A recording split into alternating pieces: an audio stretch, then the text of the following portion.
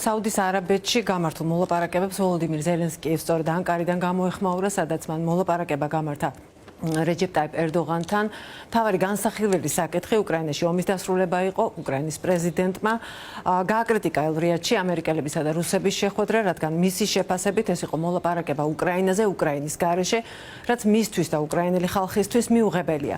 ვოლოდიმირ ზელენსკიმ ხაზგასმით აღნიშნა, რომ ფუნდამენტურად მნიშვნელოვანია ნებისმიერი მოლაპარაკება ომის დასრულებაზე არ იქნას წარმოებული ჩართული მხარეების ზურგს უკან. მნიშვნელოვანია, რომ შეცდომები დაშვებული არ იყოს, აცხადებს ზელენსკი. უკრაინის პრეზიდენტი ასევე მიიჩნევს, რომ მოლაპარაკებების მაგიდასთან ყველა მხარე უნდა იყოს წარმოდგენილი, შეერთებული შტატებიც, ევროპაც და უკრაინაც.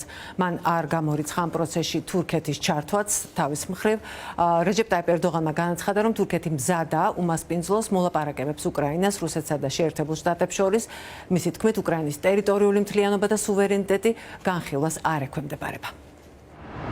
Якщо ми в найскладніший момент. მექმნება შტაბ-ჭრილება, რომ ახლა რაღაც მოლაპარაკებები იმართება უკრაინაზე, უკრაინის გარეშე. საინტერესოა, საიდან გაჩნდა განცდა, რომ უკრაინა დათანხმდება ულტიმატუმებს. როდესაც ჩვენ ყველაზე რთულ დროსაც კი არ დავთანხმებულ ვართ რუსეთის ულტიმატუმებს. როგორც ქვეყანა, ჩვენ მშვიდობა გვინდა. გვინდა, რომ ომი დასრულდეს, მაგრამ გვინდა, რომ ამ ომის დასრულება ეფუძნებოდეს კონკრეტულ უსაფრთხოების გარანტიებს.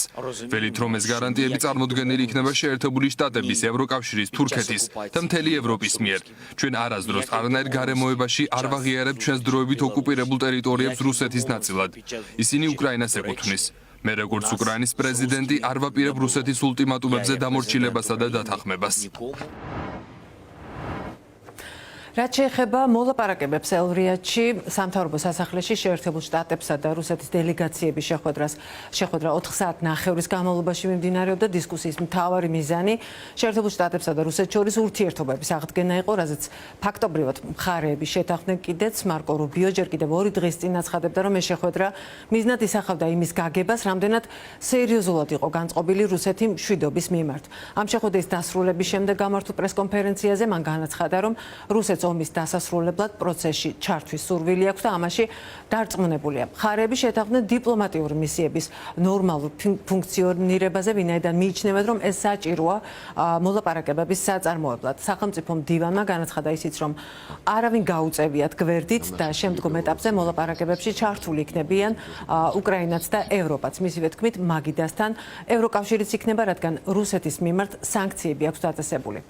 შეერთებული შტატების დელეგაციის შემდეგ ჟურნალისტების შეკითხვებს უპასუხა სერგეი ლავროვმაც.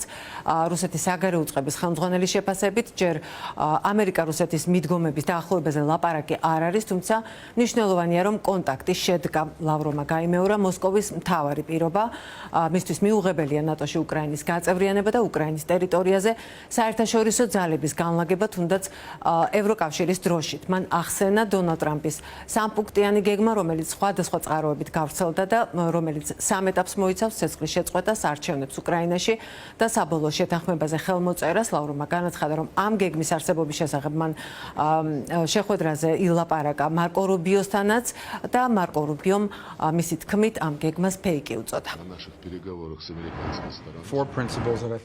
შევთანხმდით 4 პრინციპზე, რომლებიც ჩემი აზრით მნიშვნელოვანია. პირველი, სამუშაოების დაწყება ჩვენი მისიების ფუნქციონირების აღსადგენად ვაშინგტონსა და მოსკოვში. ჩვენ ამ გზაზე გვჭირდება დიპლომატიური დაწესებულებები, რომლებიც ნორმალურად იმუშავებენ. დავნიშნავთ მაღალი დონის გუნდს მოლაპარაკებებისთვის, რომელიც იმუშავებს უკრაინაში კონფლიქტის დასრულებამდე. ეს დასასრული უნდა იყოს გრძელვადიანი და ყველა ჩართული მხარისთვის მისაღები. მესამე პრინციპი გულისხმობს დავიწყოთ დისკუსია და ფიქრი გეოპოლიტიკურ და ეკონომიკურ თანამშრომლობაზე, რომელიც შეიძლება კონფლიქტის დასრულების შედეგად დადგეს. ჩვენი გუნდები ჩართული იქნებიან, რომ ეს პროცესი შედეგიანად წარიმართოს. დღევანდელი შეხვედრის მიზანი იყო პრეზიდენტის სატელეფონო საუბრის გაგრძელება და კომუნიკაციის დაწყება. ეს არის რთული გზის დასაწყისი, მაგრამ მნიშვნელოვანი. დიპლომატია ეფუძნება ქმედებებს, ვალდებულებების შესრულებას. დღეს შეხვედრიდან გამოვედი დარწმუნებული, რომ რუსეთს აქვს სურვილი სერიოზულად ჩაერთოს პროცესში, როგორ რა მექანიზმებით და რამდენად სწრაფად შეიძლება ამ ომის დასრულება.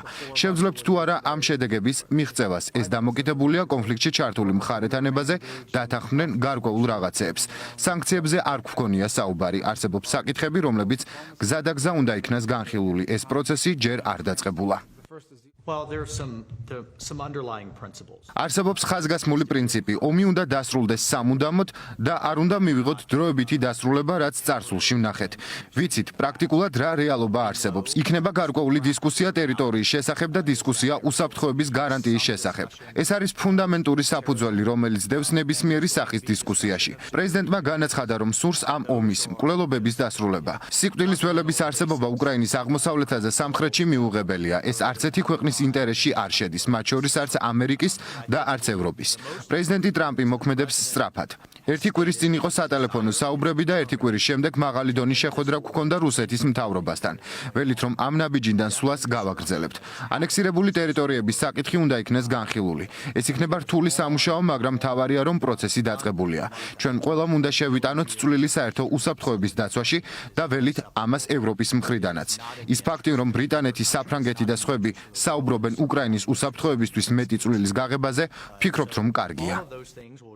Надо делать все. დღეს ავუხსენით ჩვენს კოლეგებს, რაც არაერთხელ აღნიშნა ხაზგასმით პრეზიდენტმა პუტინმა. ნატოს გაფართოება უკრაინის თანხმა ჩრდილოეთ ალიანსის მიერ პირდაპირ საფრთხეა ჩვენი სუვერენიტეტისთვის. ამიტომ ავუხსენით დღეს, რომ იმავე ნატოს ქვეყნებიდან შეერაღებული ძალების გამოჩენა, მაგრამ სხვა ევროკავშირის დროშით ან ეროვნული დროშებით ამ კუთხით არაფერს ცვლის. ეს რა თქმა უნდა ჩვენთვის მიუღებელია.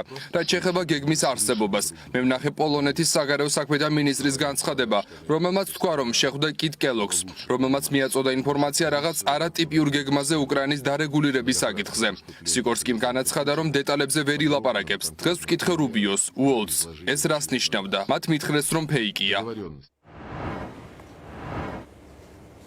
ელ-რიადში რუსეთსა და შეერთებული შტატების დელეგაციები ვერ შეთანხმდნენ დონალდ ტრამპისა და ვლადიმერ პუტინის შეხვედრის თარიღზეც. ვრცელდებოდა ცნობები, რომ პრეზიდენტების პირველი პირისპირ მოლაპარაკება შესაძლოა საუდის არაბეთში მომავალ კვირას გაიმართოს, თუმცა რუსეთის დელეგაციის წევრებმა განაცხადეს, რომ ეს საკითხი გადაწყვეტილი არ არის და მუშაობა საჭიროებს.